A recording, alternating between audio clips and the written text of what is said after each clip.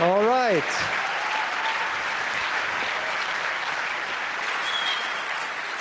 Good evening, everybody. The saal is pretty full, so I guess this is going to be an interesting talk. We are on a tight schedule. Our speaker, Jake Applebaum, is going to be joined by Julian Assange via video stream. I really hope that's going to work. So without further ado, please welcome our speaker and have fun.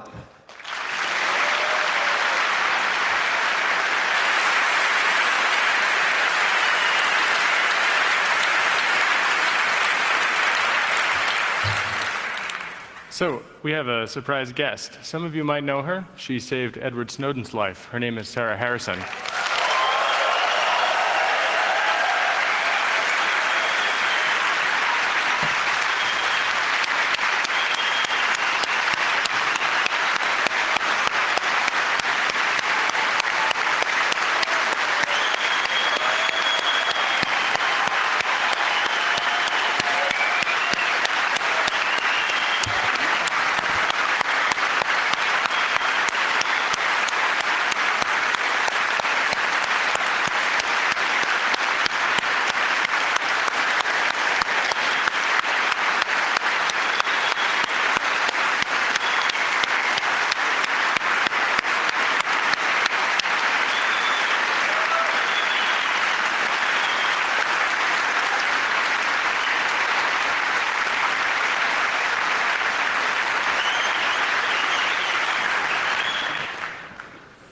Thank you.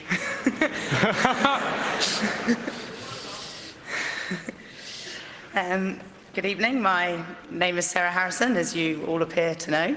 I'm a journalist working for WikiLeaks. This year I was part, as Jacob just said, of the WikiLeaks team that saved Snowden from a life in prison. This act on my job has meant that our legal advice is that I do not return to my home, the United Kingdom, due to the ongoing terrorism investigation there in relation to the movement of Edward Snowden documents. The UK government has chosen to define disclosing classified documents with an intent to influence government behaviour as terrorism. I'm therefore currently remaining in Germany. But it's not just myself personally that has legal issues at WikiLeaks. For a fourth Christmas, our editor Julian Assange continues to be detained without charge in the UK. He's been granted formal political asylum by Ecuador due to the threat from the United States. But in breach of international law, the UK continues to refuse to allow him his legal right to take up this asylum. In November of this year, a US government official confirmed that the enormous grand jury investigation, which commenced in 2010, into WikiLeaks, its staff, and specifically Julian Assange, continues. This was then confirmed by the spokesperson of the prosecutor's office in Virginia. The Icelandic Parliament held an inquiry earlier this year where it found that the FBI had secretly and unlawfully sent 9 agents to Iceland to conduct an investigation into WikiLeaks there. Further secret interrogations took place in Denmark and Washington. The informant they were speaking with has been charged with fraud and convicted on other charges in Iceland.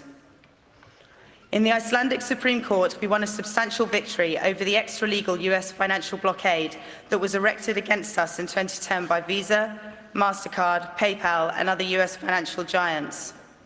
Subsequently, MasterCard pulled out of the blockade. We've since filed a $77 million legal case against Visa for damages.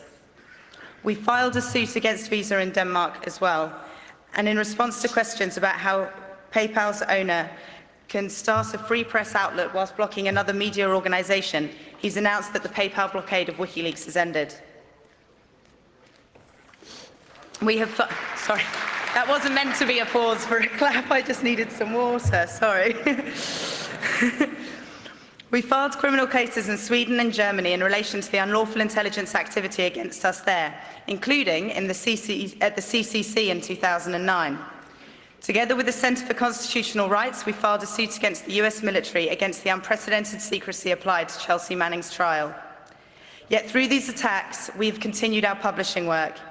In April of this year, we launched the Public Library of US Diplomacy, the largest and most comprehensive searchable database of US diplomatic cables in the world. This coincided with our release of 1.7 million US cables from the Kissinger period. We launched our third spy files, 249 documents from 92 global intelligence contractors, exposing their technology, methods, and contracts. We completed releasing the global intelligence files, over 5 million emails from US intelligence firm Stratfor, the revelations from which included documenting their spying on activists around the globe. We published the primary negotiating positions for 14 countries of the Trans-Pacific Partnership, a new international legal regime that would control 40% of the world's GDP. As well as getting Snowden asylum, we set up Mr. Snowden's Defence Fund, part of a broader endeavour, the Journalistic Source Protection Defence Fund, which aims to protect and fund sources in trouble.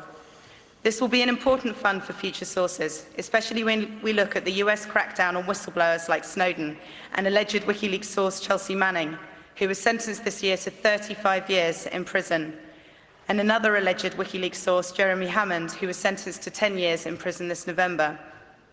These men, Snowden, Manning, and Hammond, are prime examples of a politicized youth who have grown up with a free internet and want to keep it that way.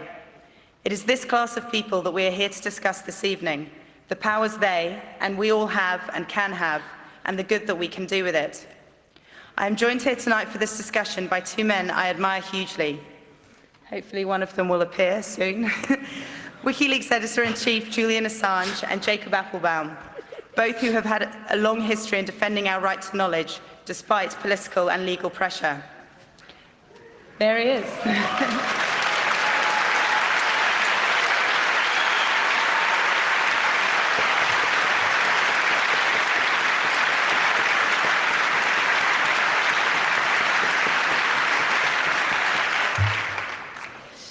So, Julian, seeing as I haven't seen you for quite a while, what's been happening in this field this year? What's your strategic view about it, this fight for freedom of knowledge? Are we winning or are we losing? Well, I have an 18-page speech on the strategic vision, but I think I've got about 5 minutes, right? So, the most. No, less? Okay. Well, first off, it's very interesting to see the CCC has grown by 30% over last year. And we can see the CCC as a very important type of institution, which does have analogs. The CCC is a paradox in that it has the vibrancy of a young movement that also now has been going nearly 30 years since its founding in 1981 by Holland and others. Great point, great point. Blame the NSA? Huh? Blame the NSA? Yeah. So then you blame Canada. Is it here or the embassy that they're spying on the most?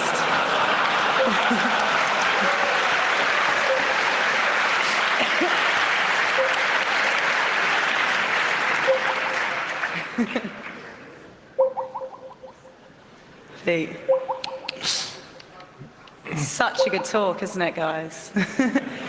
I wish Bruce Willis would pick up the phone.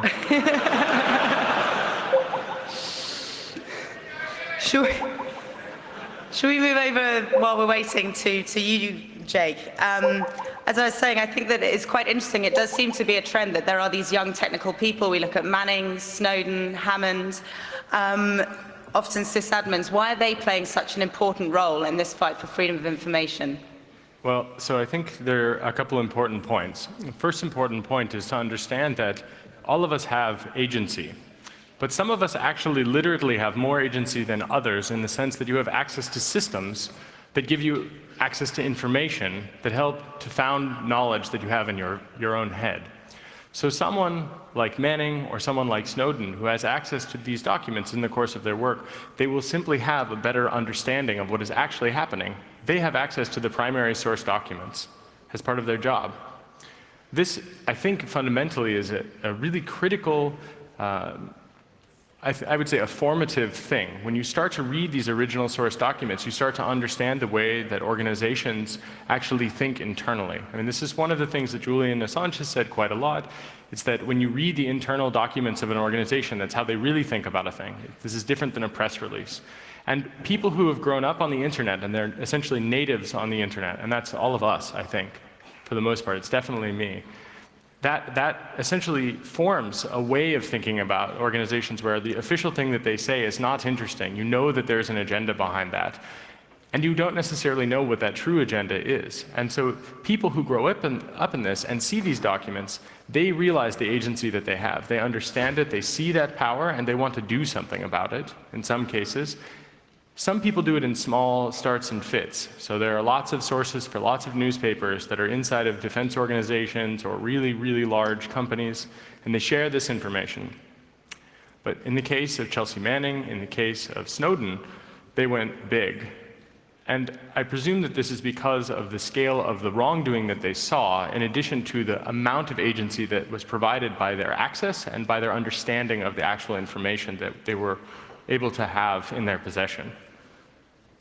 And do you think that it's something to do with being technical, they have a potential ability to find a way to do this safer than other people, perhaps?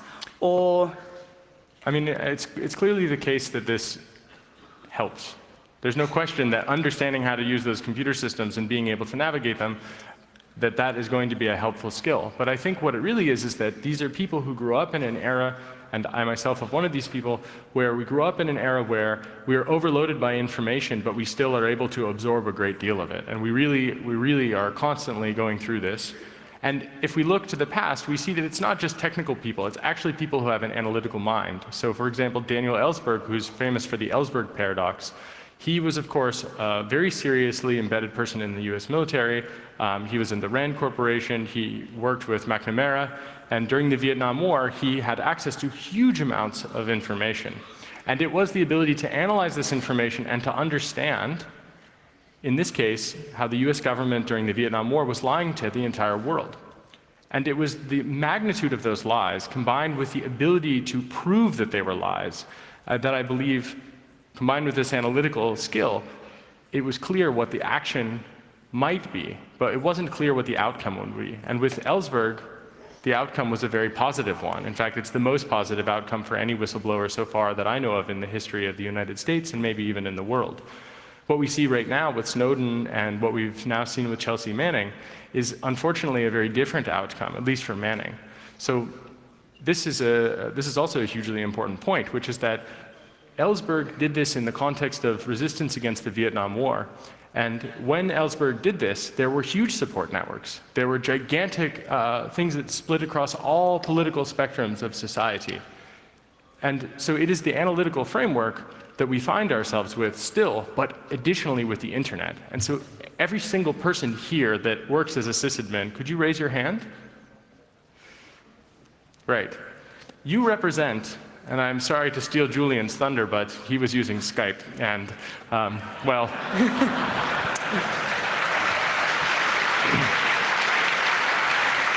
we all know Skype has interception and man-in-the-middle problems, so I'm going to take advantage of that fact. You see, it's not just the NSA. Everyone that raised their hand, you should raise your hand again. If you work at a company where you think that they might be involved in something that is a little bit scary, keep your hand up. Right. So here's the deal. Everybody else in the room lacks the information that you probably have access to. And if you were to make a moral judgment, if you were to make an ethical consideration about these things, it would be the case that as a political class, you would be able to inform all of the other political classes in this room, all of the other people in this room, in a way that only you have the agency to do. And those who benefit from you never doing that are the other people that have that. Those people also are members of other classes as well. And so the question is, if you were to unite as a political class, and we are to unite with you in that political class, we can see that there's a contextual way to view this through a historical lens, essentially, which is to say that when the industrialized workers of the world decided that race and gender were not lines that we should split on, but instead we should look at workers and owners then we started to see real change in the way that workers were treated and in the way that the world itself was organizing labor. And this is a hugely important change during the Industrial Revolution. And we are going through a very similar time now with regard to information politics and with regard to the value of information in our information age.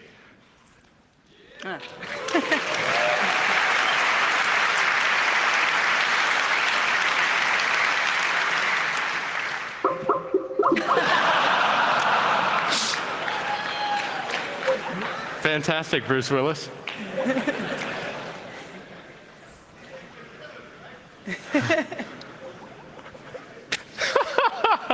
Jesus Christ, Julian, use Jitsi already.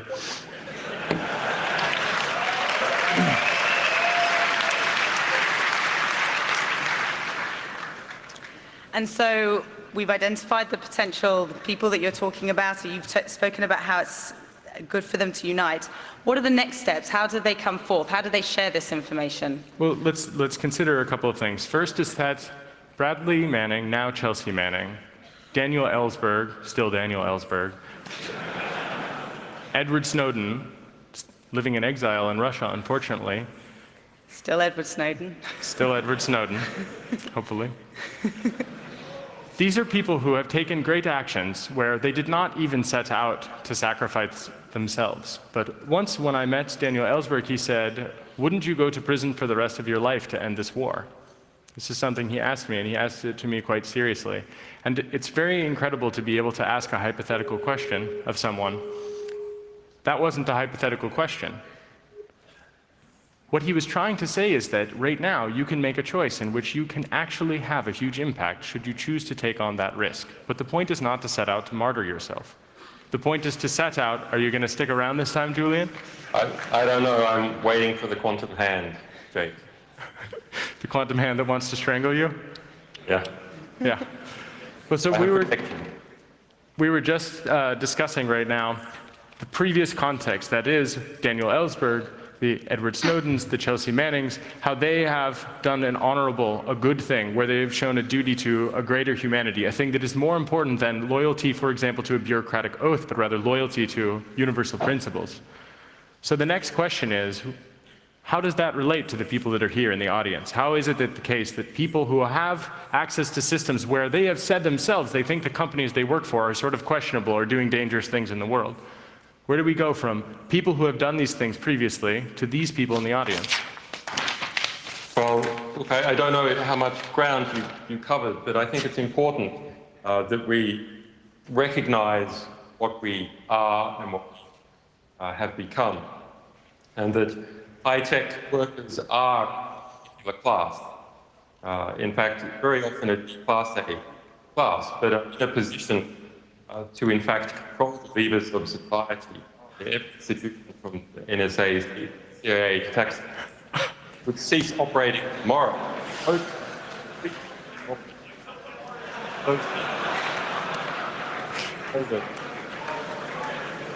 Should we just leave him like that and continue?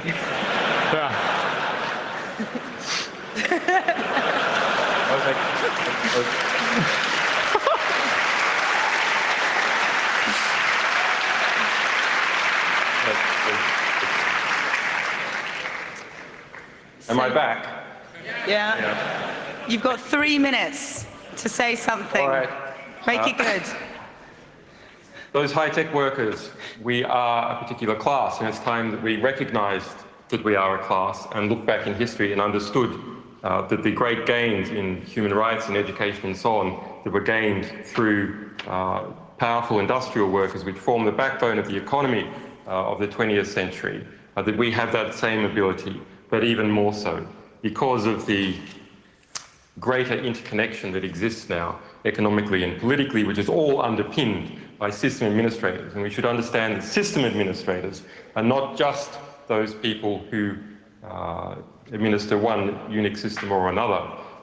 They are the people who administer systems. And the system that exists globally now is created by the interconnection of many individual systems. And we are all, or many of us, are part of administering that system and have extraordinary power in a way that is really an order of magnitude different to the power of industrial workers had back in the 20th century. And we can see that in the cases of the famous leaks that WikiLeaks has done, or the recent Edward Snowden revelations. It is possible now for even a single system administrator to have a very significant change to the, or rather apply a very significant constraint, a constructive constraint to the behavior of these organizations, not merely wrecking or disabling them, not merely going out on strikes to change policy, but rather shifting information from an information apartheid system which we're developing from those with extraordinary power and extraordinary information into the knowledge commons, where it can be used to, not only as a disciplining force, but it can be used to construct and understand the new world that we're entering into. Now, Hayden, the former director of the CIA and NSA, is terrified of this. In Cypherpunks, we called for this directly last year, but to give you an interesting quote from Hayden, possibly following up on those words of mine and others. We need to recruit from Snowden's generation, says Hayden. We need to recruit from this group because they have the skills that we require. So the challenge is how to recruit this talent while also protecting ourselves from the small fraction of the population that has this romantic attachment to absolute transparency at all costs. And that's us, right?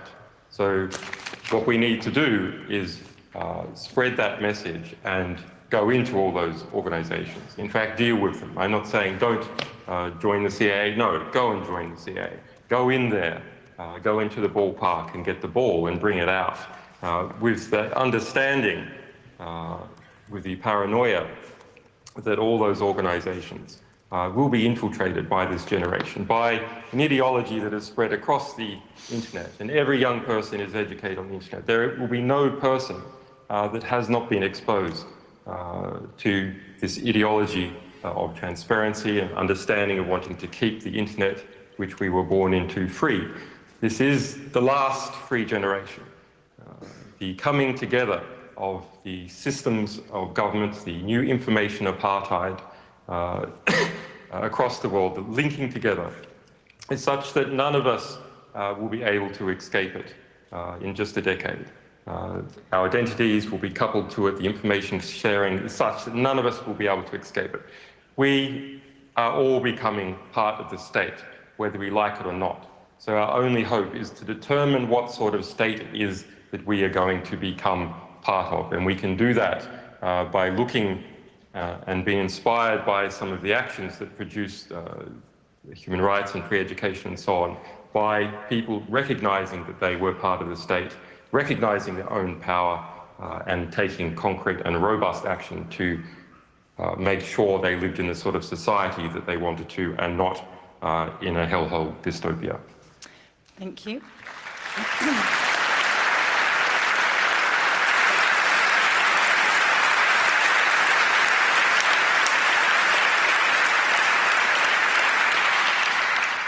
So basically, all those poor people Jake just made identify themselves.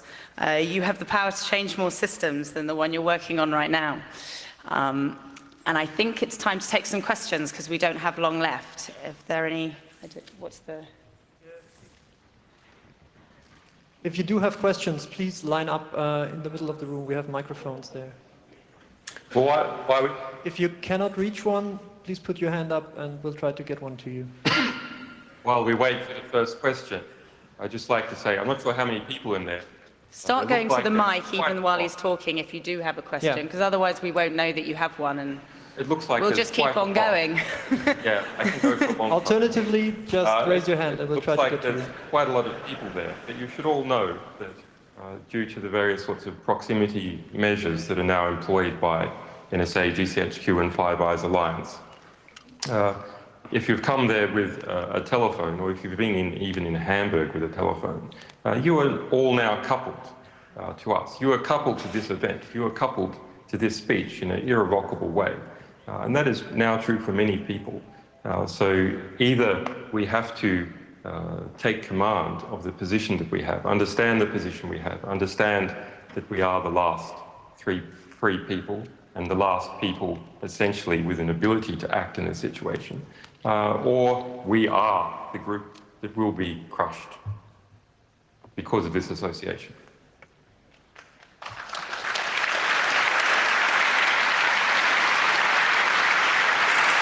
Okay, I think we have a question at the mic 4. So you were talking about the sysadmins here. What about those people who are not sysadmins? Not only joining CIA and those companies, what else can we do? Jake, do you want to have a go at that one? Sure. So this is a question of agency, Good right? timing. It's a question in which one has to ask, very simply, what is it that you feel like you can do? And many people that are in this audience, I've had this discussion with them. For example, Edward Snowden did not save himself. I mean, he obviously had some ideas, but Sarah, for example, not as a system administrator, but as someone who was willing to risk her person. She helped as a source, specifically for source protection. She took actions to protect him. So there are plenty of things that can be done. To give you some ideas, Edward Snowden's still sitting in Russia now. There are things that can be done to help him even now. And there are things to show that if we can succeed in saving Edward Snowden's life and to keep him free, that the next Edward Snowden will have that to look forward to. And if we look also to what has happened to Chelsea Manning, we see additionally that Snowden has clearly learned, just as Thomas Drake and Bill Binney sets an example for every single person about what to do or what not to do. It's not just about system administrators, it's about all of us actually recognizing that positive contribution that each of us can make. Okay, our next question will be microphone 2, please. Hi, Julian. I'm wondering, do you believe that transparency alone is enough to inject some form of conscience into evil organizations, so quote-unquote evil organizations? And if not, what do you believe the next step after transparency is? It's not about injecting conscience. It's about providing two things. One, an effective deterrent to particular forms of behavior. And two, finding that information which allows us to construct and order the world around us, to educate ourselves in how the world works and therefore be able to manage the world that we are a part of. The restriction of information, the restriction of those bits of information colors it. It gives off an economic signal that information is important when it's released, because otherwise why would you spend so much work in restricting it? So the people who know it best restrict it. We should take their measurements of that information as a guide and use that to pull it out where it can achieve some kind of reform. That in itself is not enough. It creates an intellectual commons, which is part of our mutual education. But we need to understand, say, if we look at the Occupy event, a very interesting political event, where revelations and perhaps destabilization led to a very large group of people wanting to do something. However, there was no organizational scaffold for these people to attach themselves to, no nucleus for these people to crystallize onto. And it is that problem, which is an endemic problem of the anarchist left, actually. The CCC, why are we having this right now? Because the CCC is an organized structure.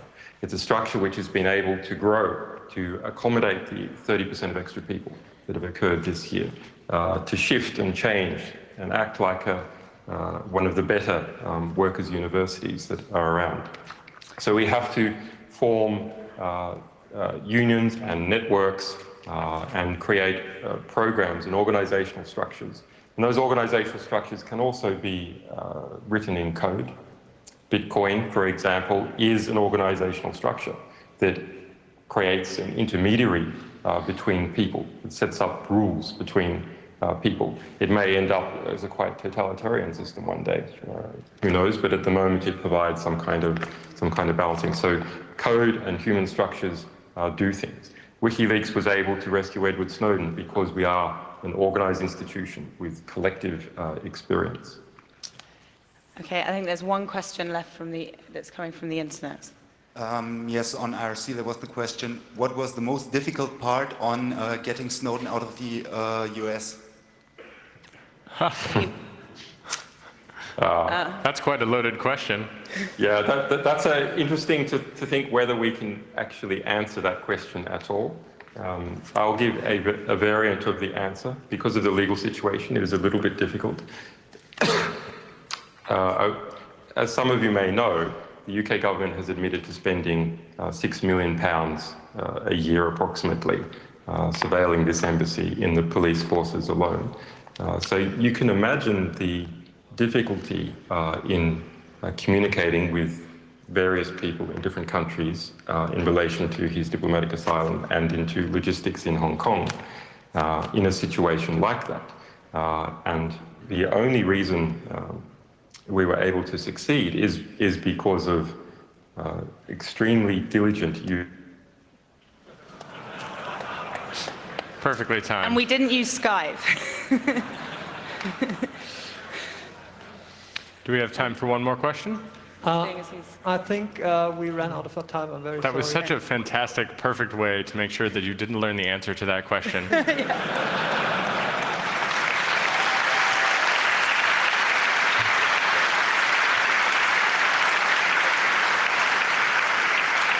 Unfortunately, that is all the time we have for this talk. But I want you all to still thank you. Jake Applebaum, thank you. I'm very sorry.